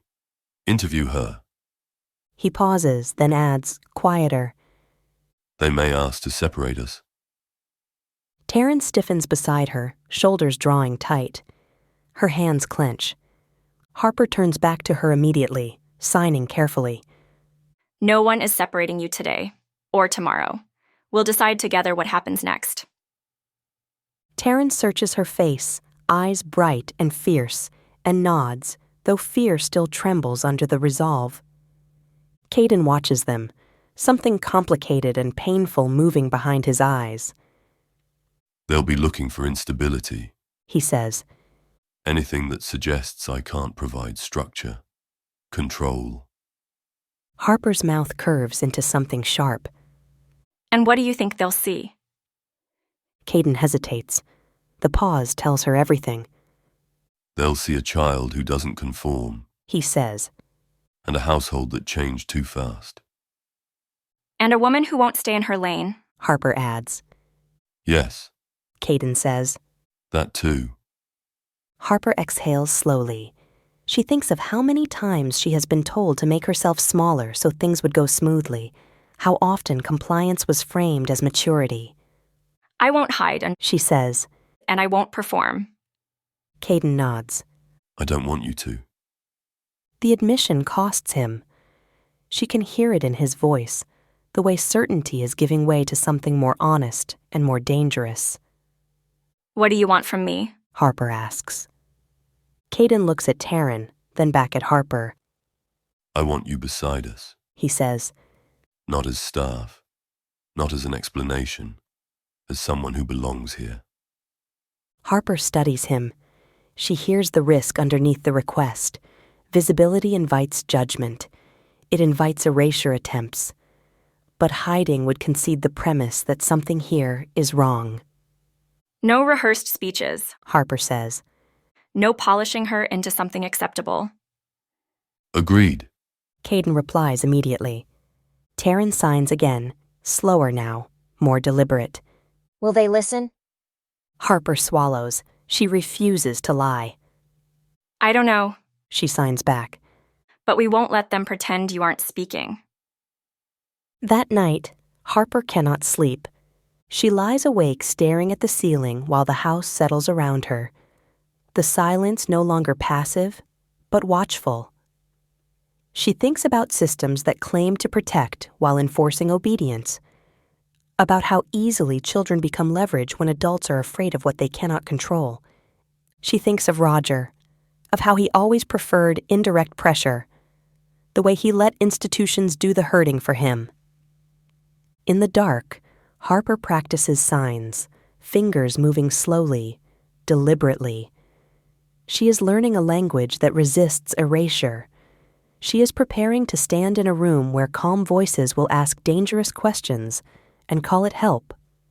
3 days. She will not run this time. She will stand still and let them see exactly what survival looks like when it refuses to be corrected. Chapter 8. The Assessment. They arrive on time, which Harper decides is its own kind of threat. A white SUV climbs the private road with the calm inevitability of something that believes it belongs anywhere it chooses, tires crunching over gravel, headlights cutting through the pines, and Harper watches from the front window with her hands clasped so tightly, her fingers ache because she can feel her body trying to turn this into a chase again, trying to rewrite the story into running and hiding and escaping. But there is nowhere to run that will not make this worse. She forces her breathing to slow, in through her nose and out through her mouth, and keeps her feet planted on the foyer rug as if the act of staying is a choice she can make over and over until it becomes real. Taryn stands beside her, small and rigid in a sweater Louise chose, hair brushed back neatly, shoulders drawn up like armor. Her gaze is fixed on the window, eyes sharp and unblinking, and Harper can feel the tension in her like a live wire, a child bracing for adults to speak about her in the third person like she is furniture, like she is a problem to solve instead of a person who has already survived more than they can imagine. Caden is behind them, quiet and composed in the way he gets when pressure mounts, but Harper has learned the difference between calm and control now. His jaw is tight, his hands open and close at his sides, as if he is trying to keep them from reaching for the situation and forcing it into order. The doorbell rings. Louise answers before anyone can move, her posture steady, her expression polite in a way that is not submissive. 2 people step inside. One is a woman in her 40s with a clipboard and practical shoes, hair pulled into a neat knot, eyes scanning the room as if they are collecting data without meaning to. The other is a man with a tablet, younger, cautious, his gaze flicking to corners and exits. And Harper recognizes the shape of him instantly. He is here to document. Mr. Vale, The woman says, offering a hand. I'm Ms. Ortega, caseworker with Clark County Child and Family Services. This is Mr. Shu. Caden shakes her hand. Welcome. He says, voice even. This is my daughter Taryn. This is Harper. Ms. Ortega's gaze lands on Harper for half a second longer than it should, quick assessment masked as courtesy. Harper keeps her face neutral and her spine straight, refusing to apologize with her posture for having existed in the wrong economic bracket. It's a lovely home. Ms. Ortega says, and Harper hears the practiced softness of a script meant to lower defenses. We appreciate your cooperation. This is a standard welfare check prompted by a report. A report filed with incomplete information. Caden replies. Ms. Ortega's smile tightens. We're not here to debate motives, She says. We're here to ensure a child is safe. Harper feels the word safe scrape against something inside her. Safe is what Roger claimed he was providing. Safe is what her mother said she was choosing when she made Harper agree to the engagement. Safe is what people call cages when they are decorated nicely. Taryn's hands move abruptly. I am safe. Harper's throat tightens. She signs back without looking away from Miss Ortega. She says she is safe. She uses sign language. Miss Ortega's eyebrows lift, genuine surprise flashing across her face before she reins it in. Mr. Shu's attention sharpens, tablet held slightly higher. You're fluent in ASL. Ms. Ortega says, looking at Harper. No, Harper replies. I'm still learning, but yes, she's fluent. Taryn's chin lifts a fraction, as if grateful someone finally put accuracy before adult comfort. Ms. Ortega nods slowly. All right, She says. we'll need to speak with Taryn directly. Harper's pulse spikes. She feels Taryn's body tense beside her. She understands that tension intimately, the way questions can become traps, the way an adult's calm voice can still carry teeth. She can answer, Harper says carefully. but she needs an interpreter. Ms. Ortega glances at Caden, then back to Harper. We can use you. She says. Harper feels the trap in that immediately. If she becomes the channel, they can later claim she influenced the answers. They can turn her into the problem. Caden speaks before Harper can. We have a certified interpreter on call. He says. They'll be here within the hour. Mr. Shu's gaze flicks up sharply. That seems excessive. It's appropriate, Caden replies, tone flat. and it protects accuracy. Ms. Ortega studies him. Then she nods once, controlled. Fine. She says. In the meantime, we'll begin with the home tour and a basic interview. Louise steps in smoothly. If you'll follow me. She says, and she leads them through the house with steady competence, pointing out Taryn's room, the staff areas, the kitchen, the security system, the medical supplies Louise keeps stocked. Harper walks beside Taryn, staying close without crowding her, watching the caseworkers watch, noting where their eyes linger, where their expressions tighten. They pause at the kitchen table. Ms. Ortega sits, opens her folder, and places it on the table with a deliberate thud. The sound makes Harper flinch internally. Paper has always been a weapon in someone else's hand. Mr. Vale, Ms. Ortega begins. Tell me about Taryn's care plan. Caden answers calmly, outlining therapy history, schooling accommodations, recent progress. He keeps his tone factual, but Harper hears the tremor under it when he describes the years without language being recognized. She watches him swallow hard when he mentions the robbery, the loss, the way the house changed. Ms. Ortega listens, nodding occasionally. Mr. Shu types quickly, eyes flicking between screen and faces. And Harper, Ms. Ortega says, turning to her. tell me how you came to be here. Harper's skin prickles. She chooses her words carefully, refusing to hand them anything more than truth requires. I was hired. Harper says. I agreed to help because I understand trauma, and because I don't believe children heal by being forced. Mr. Shu's mouth tightens. You are homeless. He says, not a question. Harper looks at him directly. I was running. She replies. The room stills. Ms. Ortega's pen pauses above the paper. Running is a word that invites judgment, but Harper refuses to dress it up. She is tired of stories that require a woman to be palatable before she deserves help. Ms. Ortega clears her throat softly. From what? She asks. Harper feels Caden shift beside her. She hears the silent offer to take this for her. She shakes her head slightly, almost imperceptible. This is her history. She gets to decide how it is used. A man I was engaged to. Harper says. A man who used money as leverage. Mr. Shu's eyes narrow. So you're in hiding. Harper's breath catches. The old panic rises, the sensation of being cornered by calm voices and official titles, and for a moment, she is back in Roger's penthouse, listening to him talk about owning her like a transaction. I'm not hiding. She says, forcing her voice steady. I'm recovering.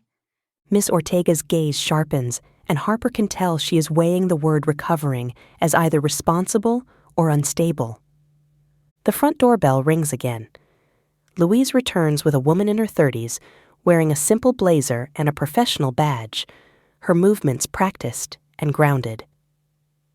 Certified interpreter, Louise says. as requested. Relief loosens something in Harper's chest so suddenly it almost hurts. Taryn glances up, interest flickering across her face, and Harper realizes how rarely Taryn has seen an adult who came prepared to meet her where she is. They move to the sitting room for the child interview. Miss Ortega pulls a chair across from Taryn, leaving space, and the interpreter sits at an angle that allows Taryn to see her clearly. Harper takes a seat nearby, not in front, not behind, present but not dominating. Ms. Ortega's voice softens in a way that might be genuine. Hi, Taryn, She says. thank you for talking with us today. The interpreter signs.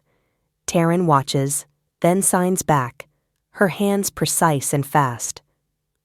Harper's throat tightens at the sight.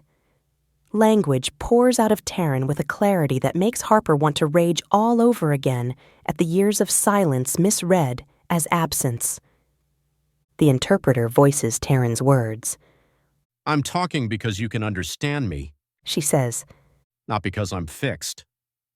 Mr. Shu's fingers pause over his tablet. Ms. Ortega's eyebrows lift. Fair. She says quietly. Do you feel safe here? Taryn signs without hesitation. Yes. I decide things here. People listen. The interpreter speaks. Harper watches Ms. Ortega's face shift, the smallest softening around the eyes, as if she is seeing the child rather than the report. And Harper, Ms. Ortega asks. How do you feel about Harper being here? Taryn's hands move, and for a second, the motion is fierce. Harper sees me. Harper waits. Harper doesn't touch me when I say no. The interpreter voices the words, and Harper has to look down at her own hands to keep from falling apart. Consent spoken by a child should not feel like a miracle. It does anyway. Ms. Ortega nods slowly. That's good to hear. She says. Do you ever feel scared of your dad? Taryn's gaze flicks toward Caden across the room. He's still as stone, trying not to influence, trying not to plead. Harper can see the strain in his face, the fear that this question will undo everything. Taryn signs. Sometimes he tries to control. He is learning. He says sorry now. The interpreter speaks, and the honesty in it is so clean it almost takes Harper's breath away. Taryn is not performing. She is not protecting adult feelings. She is telling the truth in a house that finally allows it. Ms. Ortega's posture eases a fraction. Mr. Shu's expression does not. What about nights? Mr. Shu says abruptly, voice sharper than Miss Ortega's. Do you sleep? Do you eat? Do you attend school? Taryn's shoulders tighten. Harper feels the question press too hard, too fast, like a hand shoving a bruise. The interpreter signs anyway. Taryn answers, clipped. I sleep. I eat when I want. School is hard. People stare. Mr. Shu's eyes narrow further. And you're okay with that? He says, tone skeptical, as if a child's autonomy is automatically neglect. Caden's hands twitch. Harper sees it and feels her own anger flare, but she waits, because this is Taryn's moment. Taryn signs again, slower now, each motion deliberate. I'm not a doll. I'm not broken. I don't have to be easy to be safe. The interpreter voices it, and the words hang in the air like a bell. Ms. Ortega's throat works with a swallow. Harper feels her own eyes burn. Mr. Shu looks away first. The interview ends. The caseworkers step into the hall to confer privately, voices low enough to be polite but not low enough to feel respectful. Harper stays in the sitting room with Taryn, kneeling beside her, offering her presence without insisting on comfort. Taryn signs once, small. Are we okay? Harper signs back, steady. We're here. We're together. That's okay. When Ms. Ortega returns, her face is composed but not cold. Mr. Vale, she says. Based on today's assessment, I'm not recommending removal. Harper's lungs pull in a breath she did not realize she was holding. Caden's shoulders loosen, barely, but Harper sees the relief cut through him, like water through stone. Ms. Ortega continues, and Harper's stomach tightens again immediately, because relief is never the end. Not really. However, She says, given the report and the child's history, we will keep the case open for monitoring. There will be a follow-up visit. We will require documentation of the interpreter services and ongoing support. Harper feels the conditional nature of it settle into her bones. A leash disguised as care. Mr. Shu speaks before anyone else can. And we will be noting the presence of an unrelated caregiver with a recent history of instability. He says, eyes on Harper as if she is the stain on the page. That is a risk factor. Harper's heat spikes. Instability. The word is a weapon designed to make her story disqualifying. Caden's voice is controlled when he answers, but Harper hears the edge of steel. Harper is not a risk factor. He says, She is a protective factor, and you will document the child's statements accurately. Mr. Shu's mouth tightens. We will document what we observe. Harper stands slowly, grounding herself in the feel of the floor beneath her feet. She wants to give a speech. She wants to burn the air with every truth she has earned. She knows that would be satisfying. She also knows it would give them a story about her being emotional, volatile, too much. So she chooses precision instead. You're right. Harper says, voice steady. Document what you observe. Document that she communicates fluently. Document that she said no one touches her without consent. Document that she said she decides things here. And document that I asked for a certified interpreter because I wanted her words to be hers, not mine. Mr. Shu's gaze flickers. Miss Ortega watches Harper carefully, as if recalibrating. Harper's voice stays quiet. If you're going to hold power over a child's life, She adds. then the least you can do is learn how to hear her. Silence fills the space. It is not triumphant. It is tense and unfinished. Ms. Ortega exhales slowly. We'll be in touch with next steps. She says, and she turns toward the door. Mr. Shu lingers half a second longer, eyes cold on Harper, and Harper feels the reality settle. This is not over. One person in that pair has decided she is the problem. He will keep looking for proof. When the door finally closes, the house exhales around them. Caden leans a hand on the back of a chair as if he needs the support. He looks at Harper, then at Taryn, and Harper sees gratitude and guilt braided together in his expression. Taryn steps toward Harper and takes her hand without hesitation, fingers wrapping tight. The contact is small and fierce. Harper squeezes back. Caden speaks quietly. Thank you. He says. Harper shakes her head once. Don't thank me. She replies. Stay awake. They're not done. Caden nods, eyes dark. Neither are we. He says. That night, Harper sits with Taryn in the library, the same rug, the same notebook, and she feels the quiet settle differently now. Not just grief held in walls, but vigilance. She watches Taryn sign new words with careful determination, building language like a shield, and Harper understands with a clarity that makes her stomach twist. They survived the visit. They did not win. They were allowed to keep their life, for now, under conditions set by people who will never fully understand what it costs to build safety after control. Harper rests her hand on the page and keeps listening anyway. Chapter 9. The Confession. The house does not relax after the assessment. It adapts. Harper notices it in small ways first, the kind you only see when you are no longer moving in pure survival. Doors are checked twice at night. Paperwork appears in neat stacks on the sideboard, labeled and dated. Louise adds new names to a list tacked inside the pantry door, interpreters and advocates and phone numbers that look ordinary until you understand what they are guarding against. Taryn thrives anyway.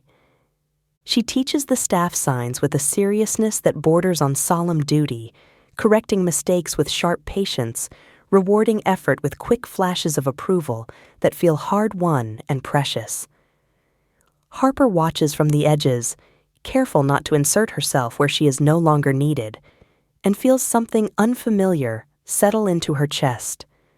Pride, clean and uncomplicated. The days stretch, not dramatic, not magical, just lived. Harper and Caden circle each other through routines, sharing space without forcing intimacy, learning the shape of each other's silences. He still tries to solve too fast sometimes. She still braces when voices rise, even when they are not angry. They notice these things about each other now. They name them. They stop before damage sets in. It is slow. It is deliberate. The confession does not come during a crisis. It comes on a quiet evening when the house is full of soft light and the sound of wind in the trees, when Taryn has gone to bed and Louise has declared the kitchen closed with finality. Harper stands on the balcony outside the library, wrapped in a sweater that smells faintly of clean cotton and wood smoke, staring out at the dark sweep of mountain and sky. She hears footsteps behind her and does not flinch. Caden stops a few feet away, respecting the invisible line she has never had to draw. The silence between them stretches, easy but expectant, like a held note waiting to resolve. You were right. He says finally. Harper does not turn. About what? About not rushing. He replies. About letting things take the time they take. She exhales slowly, breath fogging the air. I don't trust Fast, She says. Fast always wanted something from me. I know. Caden says. The acknowledgement lands softly. Harper shifts her weight and turns toward him, arms folded loosely, posture open but guarded, a balance she has learned with intention. He looks different lately, not smaller, less armored. The certainty he once wore like a shield has thinned, replaced by something more fragile and more honest. She finds she trusts that version of him more. I've been thinking about what comes next. Caden says, and there is a carefulness in his voice that makes her chest tighten preemptively. Not plans, not outcomes, just truth. Harper smiles up at him. Oh, yeah?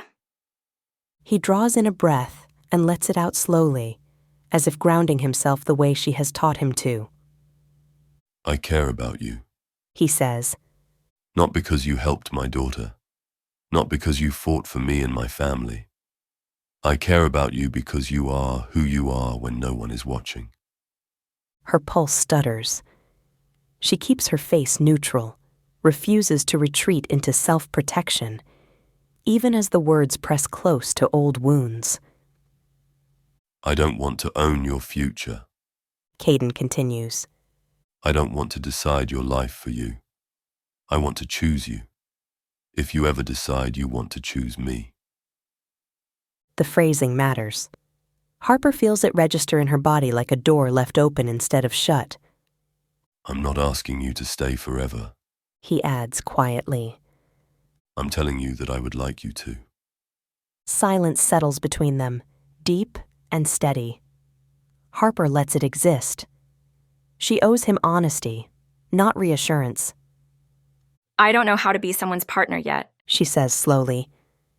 I spent too long being someone's solution, someone's sacrifice. I don't want to wake up one day and realize I traded one cage for a prettier one. Caden nods. I wouldn't accept you if you did. Her eyes flick to his, sharp. You say that now. That's why I'm not asking for anything you can't revoke. The words sink in.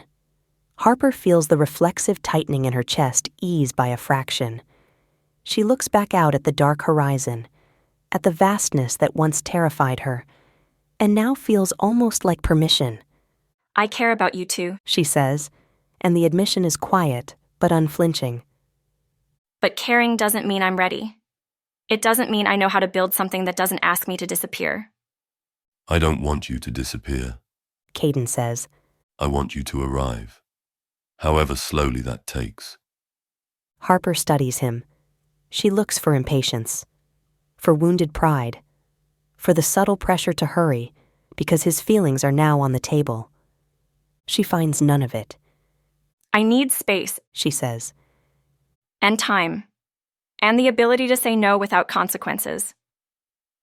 Caden meets her gaze. Then that's what you get. And if I decide this never becomes more than what it is right now, Harper adds. Then I'll be grateful for what it was, He says. not resentful for what it wasn't. The sincerity of it steals her breath for a moment. Harper presses her fingers into the balcony railing, grounding herself in the cool metal, the present moment, the choice unfolding slowly instead of being ripped from her.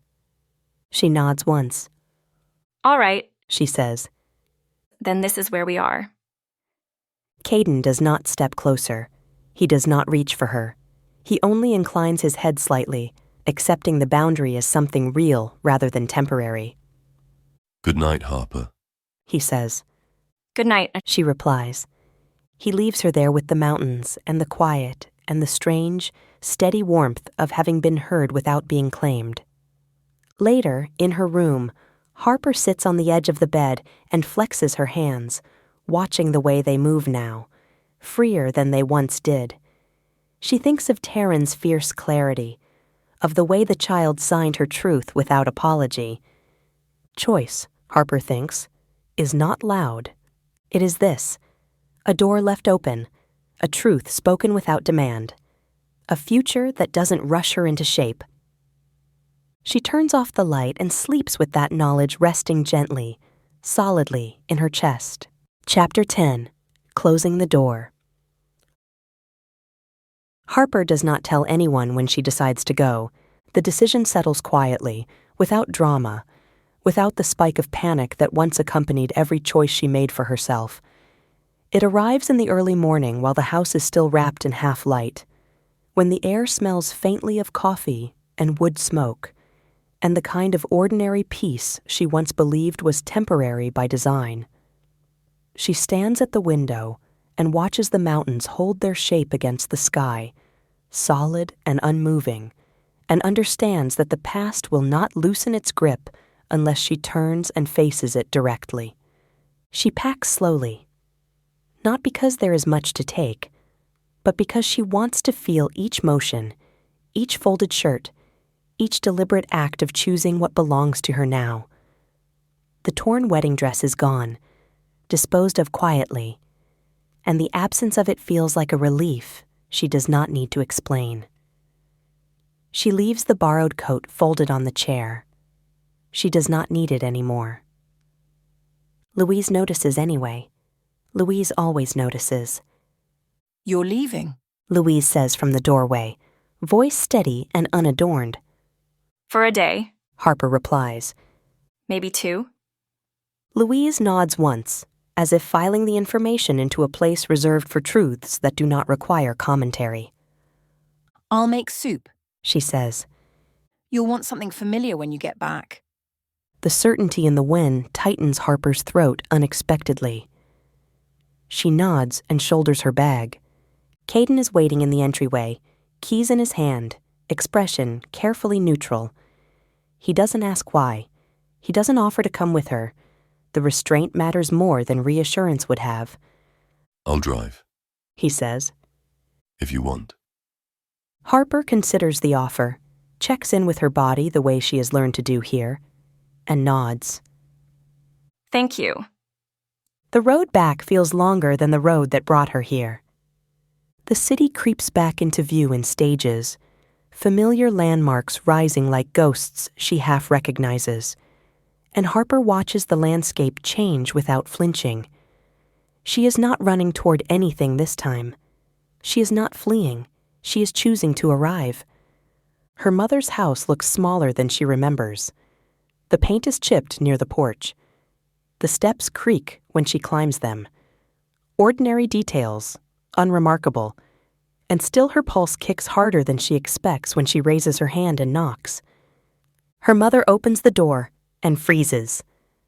The moment stretches thin, fragile, filled with all the things they have never said and all the fear they use to excuse them. Her mother looks older, more tired. Her eyes fill immediately, and Harper feels the old reflex flare, the urge to soften, to apologize for the discomfort of her existence. She does not. Hi, Harper says, and lets the word stand on its own. Her mother exhales a shaky breath and steps aside. come in, She says, voice thick. please. The house smells the same. Cleaning solution and something faintly burnt from the stove. Harper's sister sits on the couch, color in her cheeks now, hair pulled back neatly, a blanket draped more out of habit than necessity. When she looks up and sees Harper, her face crumples. You're okay. Her sister says, half question, half plea. Yes, Harper replies, and this time the word feels solid. I am. They hold each other carefully, the hug awkward and real. Not the frantic clutching born of fear, but something slower, more tentative. Harper notices the strength in her sister's arms, the steadiness that was not there before, and relief washes through her in a way that does not demand repayment. They sit at the kitchen table, the same table where decisions were once made without her, where desperation masqueraded as practicality. A kettle whistles. Cups are set down. Time moves. Her mother fidgets with her hands. We didn't know what else to do. She says finally, eyes fixed on the table. The bills were coming. Your sister was getting worse. Roger offered. I know. Harper says gently, and the interruption is intentional. I know why you did it. Her mother looks up, startled. Then why? Knowing why doesn't make it okay. Harper continues. Her voice is calm, measured, and she feels the strength of it settle into her spine. You made a choice for me without my consent. You decided my body was collateral. Her mother flinches. Her sister's breath catches. I'm not here to punish you, Harper says. but I'm not going to pretend it didn't hurt. Silence fills the kitchen. It's heavy, but it's honest. I'm sorry. Her mother whispers. The words are imperfect. Late. Real. Harper nods once. She does not rush to forgive. Forgiveness, she has learned, is not a switch. It is a process. I believe you, She says. and I need you to understand something. Her mother looks at her, eyes red and attentive. I won't live that way again. Harper says. I won't trade myself to keep other people afloat. I will help when I can, how I choose, but my life is mine. Her mother swallows hard and nods. I understand. She says, and Harper knows she probably understands as much as she is capable of right now. That will have to be enough. Later, alone in her old bedroom, Harper sits on the edge of the bed and looks around at the walls that once felt like limits instead of shelter. Posters half peeled. A desk she used to study at, dreaming of escape without knowing what she was escaping toward. She feels affection. She feels distance. Both can exist at once. When she leaves, her mother hugs her carefully, as if afraid of doing it wrong. Her sister presses a folded note into her hand, numbers written neatly inside. Call, She says. not because you have to, because I want you to. Harper nods. She slips the note into her pocket and steps outside. Caden waits by the car. He doesn't ask what was said. He doesn't try to read her face. He simply opens the door and lets her get in.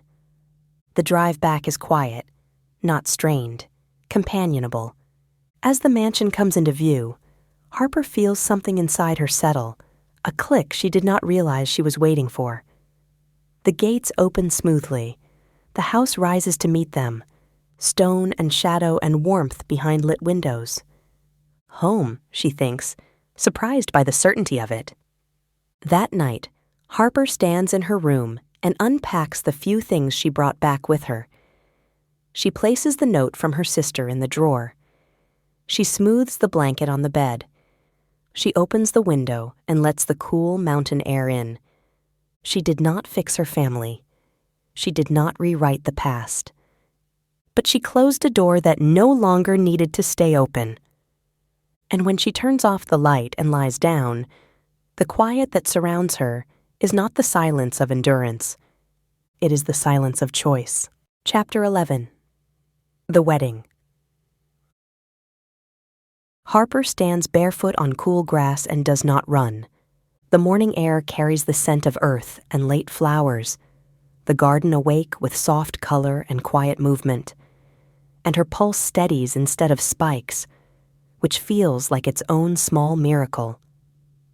She breathes in slowly, feeling the ground under her feet, solid and chosen, and lets the memory of another white dress flicker through her mind without letting it take control. This dress is simple, silk that moves when she moves. Nothing cinched, nothing heavy. It rests against her body, like an agreement, rather than a demand. Louise adjusts a loose curl near Harper's face with practiced hands, and a look that holds pride without possession. Ready, She says, not asking. Harper nods. She is. The guests are few, some staff, a handful of people who learn to listen instead of judge. No spectacle, no performance, just presence. Caden waits near the arch of greenery, with his hands clasped loosely in front of him, posture open, eyes steady. And when he sees her, his breath leaves him in a way that is quiet and unguarded. Taryn stands beside him. She wears a pale dress she chose herself and sturdy shoes because she insisted on them, her hair braided neatly down her back.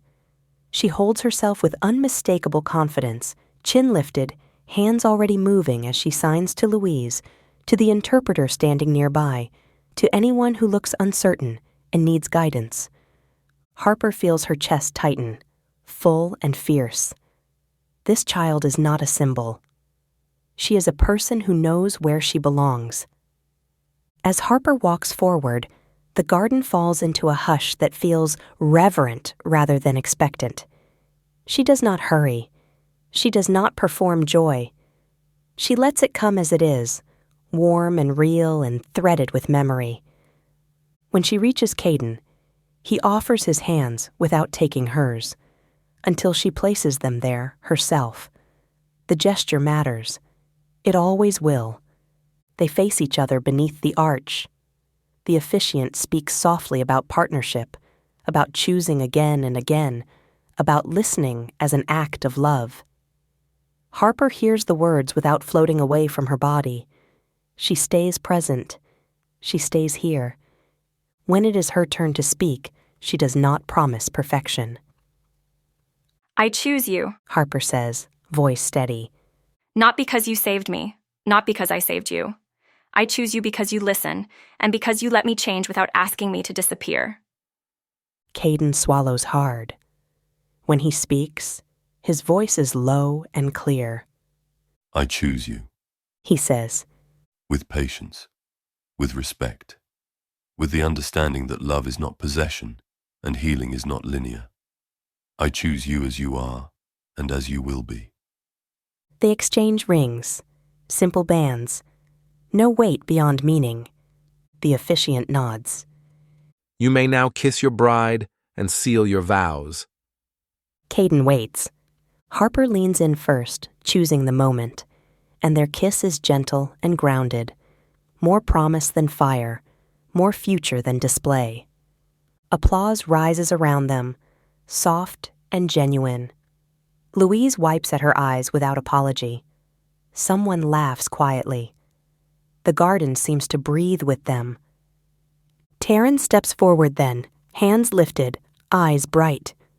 She signs. The interpreter speaks her words for those who cannot yet understand the language that has remade this family. They chose each other, The interpreter says. and they chose me. This is home.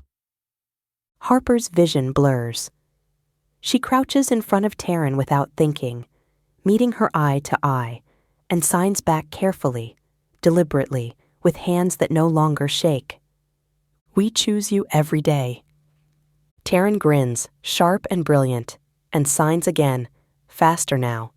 Family is people who listen. Yes, Harper whispers, though the word is not for the audience.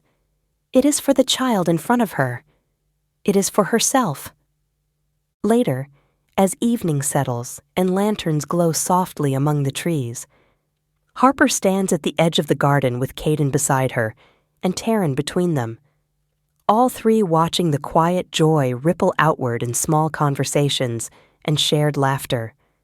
Harper thinks of the night she ran bleeding and breathless into the dark, of the bus stop and the cold, and the certainty that survival meant solitude. She understands now that survival was only the beginning. She chose herself. She chose connection. She chose to stay. And in the stillness that follows the last echo of music and the settling of light, Harper rests her hand over Caden's and feels Taryn lean into her side, solid and real and fiercely alive. This is not rescue. This is not fate. This is the quiet power of having lived and listened and chosen love anyway. I hope you enjoyed Language of Love by Stacey Fox. If you did, please don't forget to like this video and subscribe to our channel. Your love and support make it possible for us to continue to provide you with these stories.